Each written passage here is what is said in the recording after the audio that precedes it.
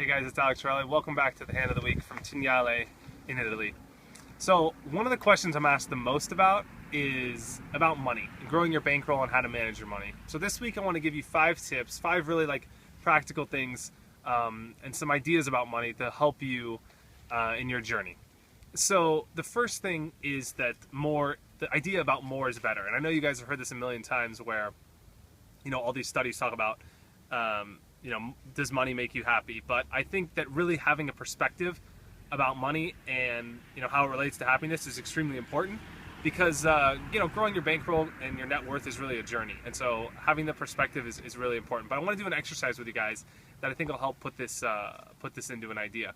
So I want you to think about a favorite memory you had. And it could be, a childhood memory or a memory as an adult. And I'm going to ask you 3 questions that relate to that memory to kind of put the idea about money and happiness into a clearer picture. So I'll take mine, for example. One of the best memories I have is just from this week, going on a walk with my wife. So we can answer the 3 questions.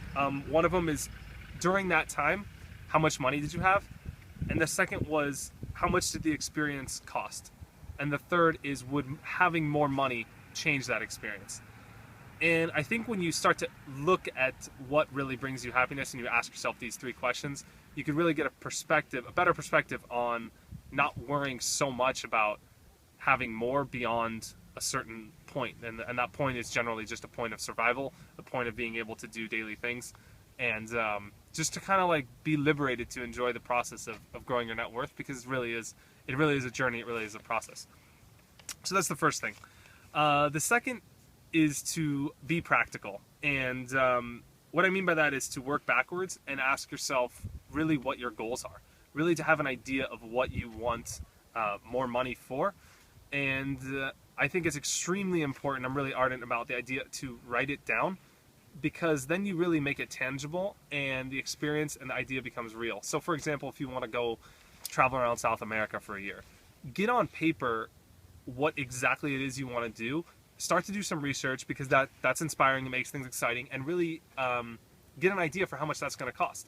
Generally, it does 2 things. It really gets you inspired about it, but secondly, you realize that the things you actually want cost a lot less than you think. So this is something I do with pretty much all my students. The first thing we do, everyone that works with me, it's an extremely important part of connecting poker and lifestyle and money all together, because it's really the foundation of everything. So it's extremely important to do that. The third is diversification. So whether it's in poker in general, you never really want to put all your money coming from one place.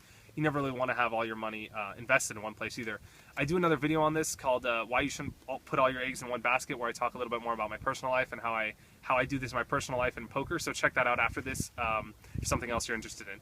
But in poker, it could mean tournaments, cash games, staking people, swapping action, finding different ways to invest money in different things. And also, of course, if you're not playing poker, it could mean just stocks and real estate and having companies and just different ways to invest and make money.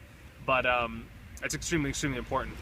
And kind of along with this would be to never really invest more than a small amount of money into any one activity. And this could mean in a poker game, you never want to invest more than maybe 5% of your money into a single session, because going broke is really catastrophic.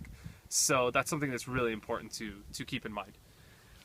The fourth thing would be, the fourth advice I have about money is just to never loan it out. I'm really been close with Antonio Esfandiari growing up in my poker career, and one of the best pieces of advice I've gotten from anyone came from him, and he told me the only 2 things that come between friends are money and women.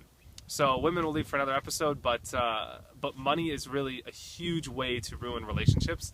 And so if someone's asking for you a loan, just don't be afraid to say no. You don't really need to give an explanation. I mean, they're asking you for a favor, and you don't have to, you don't really need to give any explanation. Just be firm. Another thing about loaning money is the best thing that could happen is you get paid back. So it's really not a great spot to put yourself in if you think about it from that point of view as well. And also, one of the best things that happened to me when I asked a friend for a loan coming up in my poker career was that he said no, because it really forced me to figure out what I was going to do on my own and to just be, independent. And, because that's the way, that's the way you grow and that's the way you learn. So do them a favor, and just remember that you're not doing them any favors by loaning them money. The last one is just a little bit of philosophy about money and some of the things I've learned through the years. I think the biggest thing about money is the more you have, the more you need to defend what you have.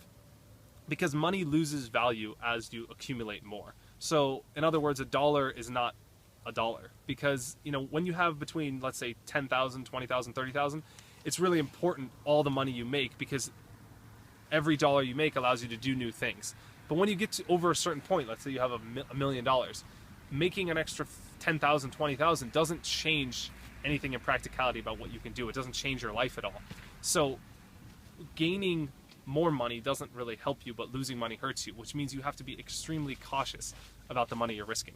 That's a huge one. You see people that have these huge bankrolls in poker and bust them, and it's just so catastrophic, because the money you cannot make back in the real world, that means you're at a point where you just need to start defending. The second thing is just money. The value of money is not only related objectively to the amount you have, and it's more about the time you have, because you can utilize that money so much better if you have more time. So a billionaire that works 80 hours a week, for example, doesn't have as much opportunity as someone that makes $250K a year that works 10 hours a week and can work from anywhere in the world, because they can use all the money they have to live the life of the billionaire. So it's not about the money you have, it's about your ability to use the money. And that is huge. Last thing, I'll leave you with a little quote. Hopefully it's inspirational. They asked this multi-millionaire, this huge real estate investor, what the hardest part about amassing his fortune was. And he said the first 100,000. So my advice to you would just be save everything you make. Don't fall into society's temptation to spend money and live lavishly and whatever, because it's just foolish and stupid. So just save all the money you make and really try and accumulate, because once you get to a certain point, your money starts working for you. It's amazing what you can do. So hope you like this. I'm really going to try to put out more good content. So subscribe to the blog, respond to the welcome email, and let me know your questions. I'll answer them in future episodes. And leave a comment below. Let me know what you guys thought. I hope this stuff helped, and see you guys next week. Cheers.